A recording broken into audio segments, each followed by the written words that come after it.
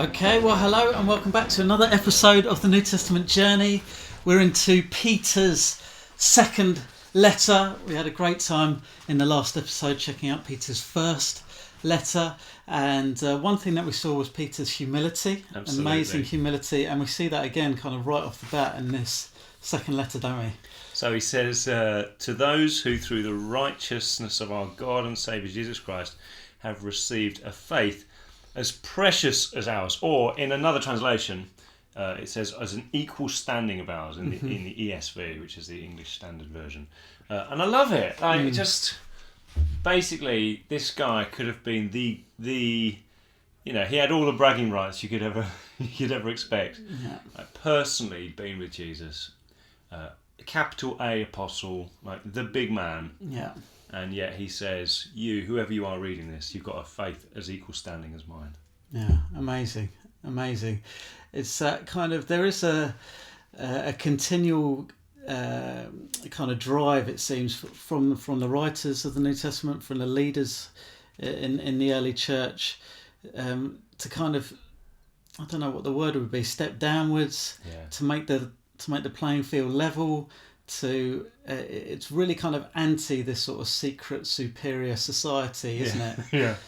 And I guess just flicking back into his last letter, to chapter 5, which we didn't really get a lot of time to talk about last week, but the idea for him is that as a shepherd, you are just somebody on everything's about serving the people. And in our culture, where all forms of leadership is about effectively more power, more influence, and it's a hierarchy, isn't it?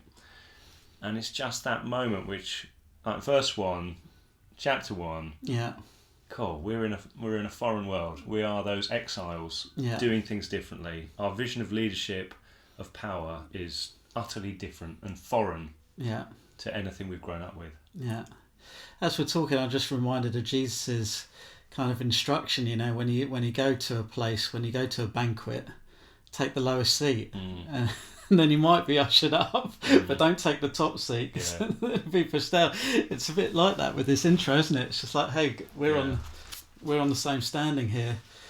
Yeah, and so it's just, isn't that just amazing? How does that affect? If I'm not kind of a leader necessarily, how does this affect me every day, Andy? What would I maybe be thinking or doing differently? Yeah, I mean, I think there's a big thing about not. I mean, we never want to settle. We never want to be self-satisfied. But there is something in the New Testament that calls us to. Do you know what? I've got everything. Yeah. I've got it all. I've got it all. Yeah. We saw it in Paul's letters. We're already seated in the heavenly places. Every spiritual blessing's ours in Christ. And then we see it here. We've got a faith of equal standing with Peter. So, to me, it makes me slightly wary of any kind of pitch to me that these kind of silver bullets. If you go on this conference, if you read this book, if you interact with this leader, then in some way your faith is going to be of a different order. So to me, it's kind of, I'd never want it to lead to pride and smugness, but there is a kind of confidence of, I've got it.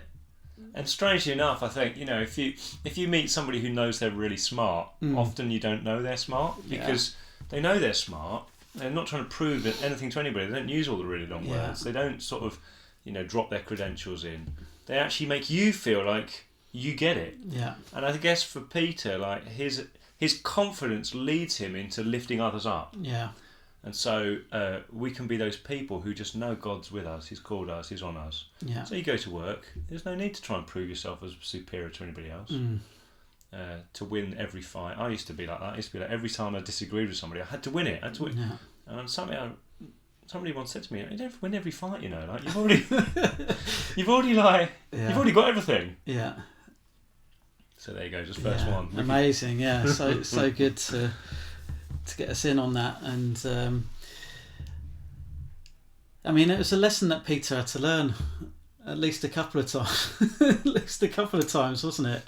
Yeah, I still wonder how many times he sat there and thought back about Cornelius. Okay, so he's got that moment on the beach, which I think must have been hugely formative. Yeah. The moment in the courtyard, which came before that, where he betrays his. But the moment on the beach, that's like that's like he must have told that story over and over again. Yeah. Like, I'd betrayed him. He said, feed my sheep.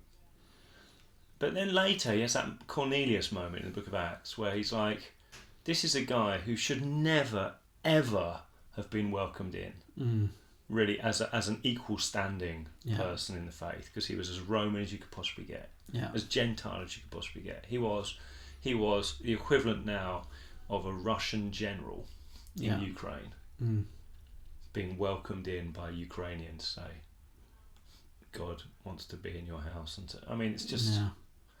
And so for him to see that, it's the humility that comes. God can choose anybody. Yeah. And when he does choose, it's not like there's a A league and a B league. Yeah. Yeah. It's all in the same league. And it is quite a league. I mean, I love these, just skipping through onto the next verses 3 and 4. His divine power has given us everything we need for a godly life through our knowledge of him who called us by his own glory and goodness. Through these he has given us his very great and precious promises, so that through them you may participate in the divine nature, having escaped the corruption in the world caused by evil desires. Yeah, so that is that phrase, participate in the divine nature, isn't it? Yeah. God, what a phrase. So we've seen a few of these, haven't we? Just kind of these 2 or 3 verse kind of summaries of the gospel, summaries of the good news, and they all kind of... It's that diamond image, isn't it? It's like multifaceted, and I love these little summaries. But this, I mean, does this phrase come up anywhere else? So I think this is probably slightly beyond what you get in other places, which is why I think some people have slightly struggled with this. Evangelical tradition has struggled with it. Orthodox tradition, so the Orthodox Church, sort of out of the Byzantine Empire, and then Eastern Orthodox, and then through into Russian Orthodox. This is a really key theme for them. That you can become so filled with the presence of God that you actually almost get joined in union to God, which is extraordinary thought, isn't it? Yeah. And I guess for us, like in our society, we're very used to doing things like, so you watch somebody like Ronaldo, and you admire him, and you think he's an incredible football player. Yeah. But I will never expect to become like him. Yeah. That ship has sailed. I'm never going to... You still holding on for something like that? I'm never going to become like him, but I admire him. And sometimes we can be like that with our faith. We think, I admire God. He's amazing, but I'm never going to... that's it. That's as far as it goes. I'm never going to be like him. But in the New Testament, all throughout the New Testament, and then maybe most pronounced here, is the expectation that no, you admire God and you would expect to actually become like him. So it's more like you sort of see a parent now, or a grandparent, or a relative, or a mentor, or someone in your life that you've looked at and thought, wow, they're so amazing. Like maybe somebody in your workplace who's really taken you under their wing, not just and you look at them and think, and the whole thing that's going on here is they're training up to become like them. Yeah. And that's so much what it is in the Christian faith. Yeah.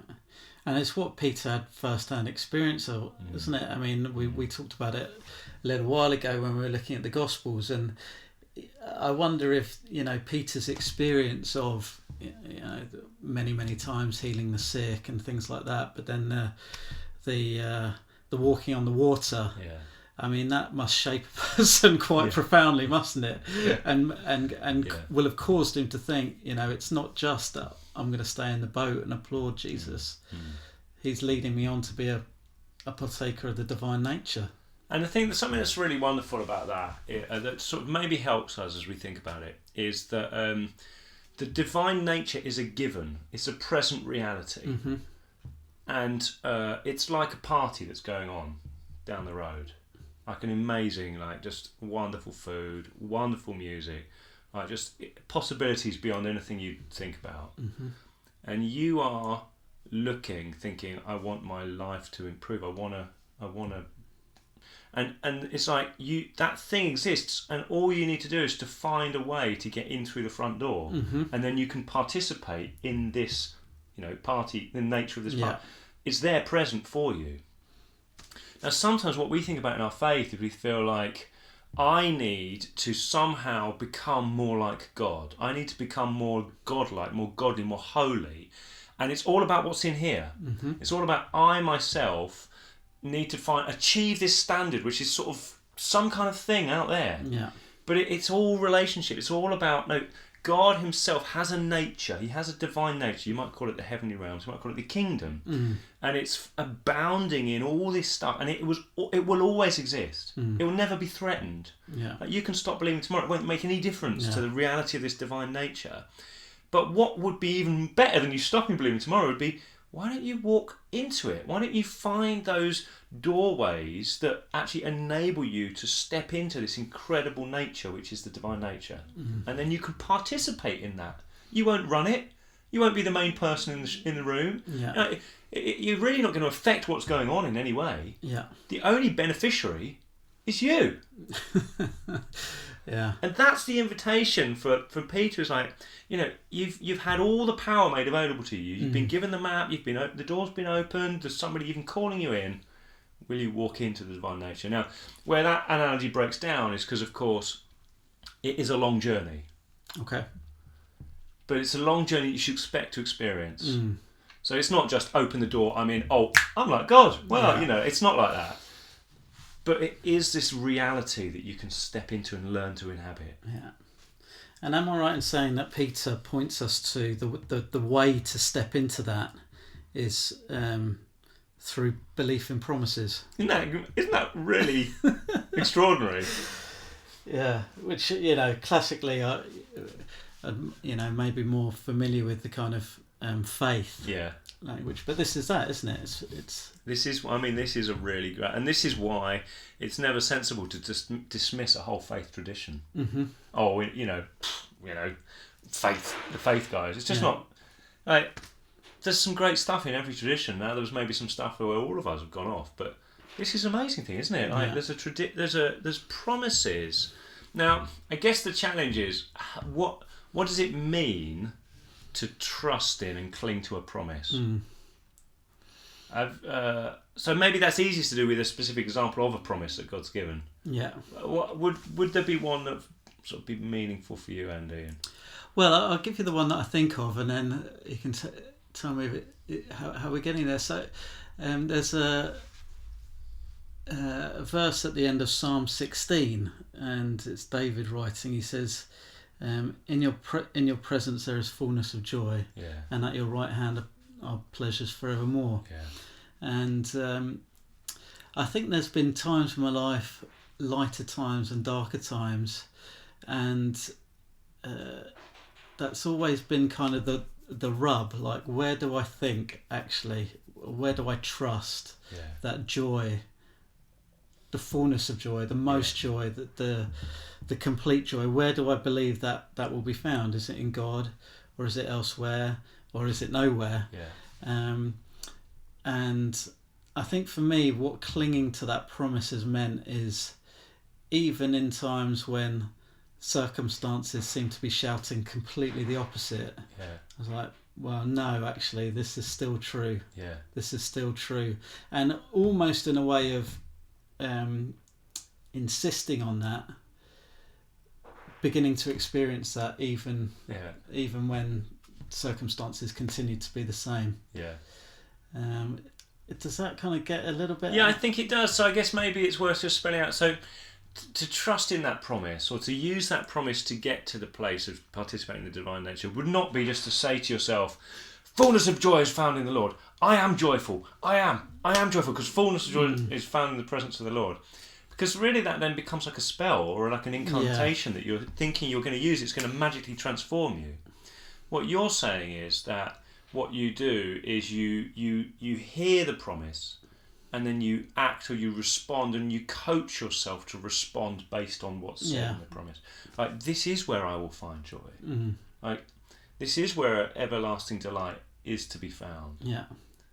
So let me follow that promise to where it's telling me to go, which is to participate in the divine nature, to be present in his hand. One way I sometimes think about it is like, what's the big story over your life? What's What's the banner? What's the big story? Yeah. And there may be little stories that push you in the other direction or push you in another way, but it's actually saying, do you know what? Even though this chapter or this paragraph or this page is a bit dark, actually I still trust in that bigger story. Yeah, that's really good. It's not always easy, is it? Yeah, but I mean, I think so. That probably brings us on to the second half of what he does, because what he doesn't just say is, hey, all you need to do is trust in the promises. Because then the second half of what he says is, you also need to make every effort to follow faith to virtue, virtue to knowledge, knowledge to self-control, self-control to steadfastness, steadfastness to godliness, godliness to brotherly affection, and brotherly affection to love. And you're like, woo! So there's two aspects to it. One, it's just God has promised this, and you just hear those promises and trust them. But the other aspect of it, and where it's hard, is but you also then respond to those promises in a deliberate development of character. Yeah. So, is it worth just pulling out some things of that? Because is this sort of like the equivalent of 7 steps to godliness? Like it's Peter's like the first, like self-help teacher. I mean, how important do you think the order is? Well, I mean, I think every word in the Bible means something and is put there deliberately. Yeah. So I guess there is logic. Now, I don't think that we should see it as, oh, you're trying to jump onto brotherly affection. You need to sort your steadfast stuff out first. But I think there is a sense in it, isn't there? Now, some of these words are a bit unfamiliar to us. But to add to your faith virtue, how would we say that in our day? It's sort of like this is what James said, isn't it? Like, if you believe, then act like you believe. Yeah. And virtue is actually really like the deliberate development of, like the kind of the way that your actions conform to your beliefs. Yeah. So it's like, take your simple faith in these promises and begin to live them. Yeah, I think I was hesitating, but I'm going to take a risk anyway. I think virtue comes at root from veritas, which is truth in Latin. Yeah. And so you're living. Now, the idea was traditionally all knowledge, all education would actually train you to live a certain way. Yeah. Now, what we've done is we've separated. Like, you can, some of the greatest philosophy teachers on the planet are probably some of the worst people. Yeah. And you can be a great academic, and nobody expects that to affect how you live. Touch your life, yeah. But actually, the idea of virtue is, no, what you say you believe should really affect how you live. Yeah. So that makes sense as a first step, doesn't it? Yeah. And then, so that's a question for you. Like, is there something Jesus thinks is good and right, but you're not yet trying to do? Yeah. Just start to obey. Just try and do it. Yeah.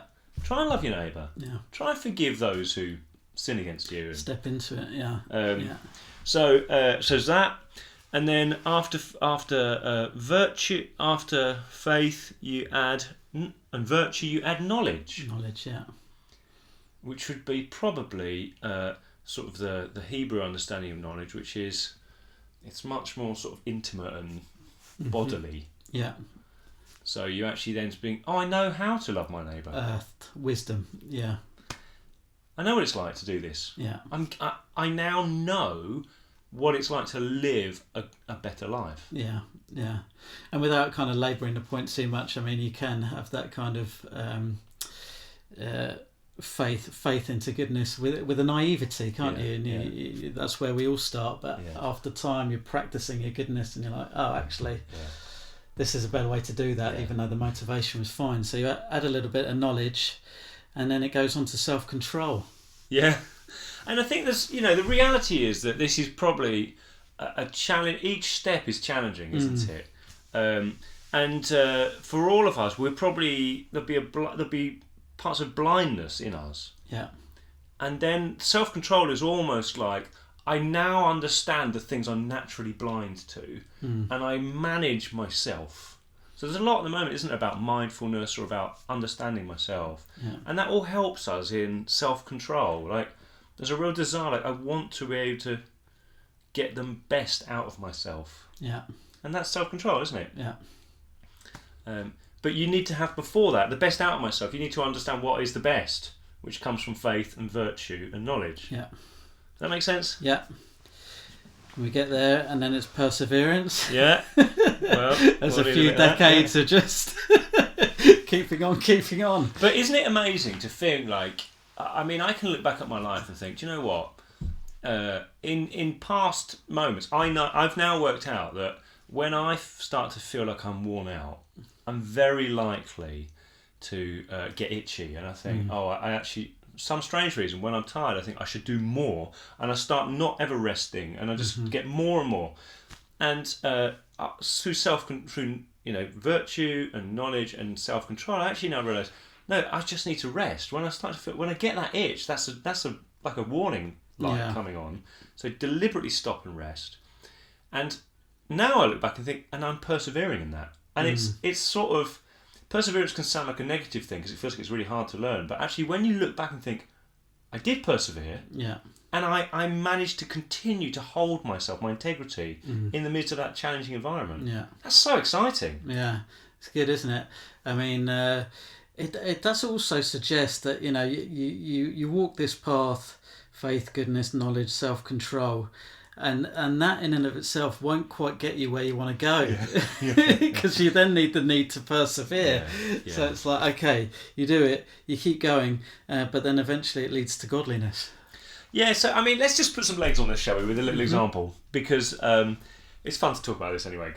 So this last week we just had the privilege of a guy called Alexander Venter, who came in to chat to us as a staff team.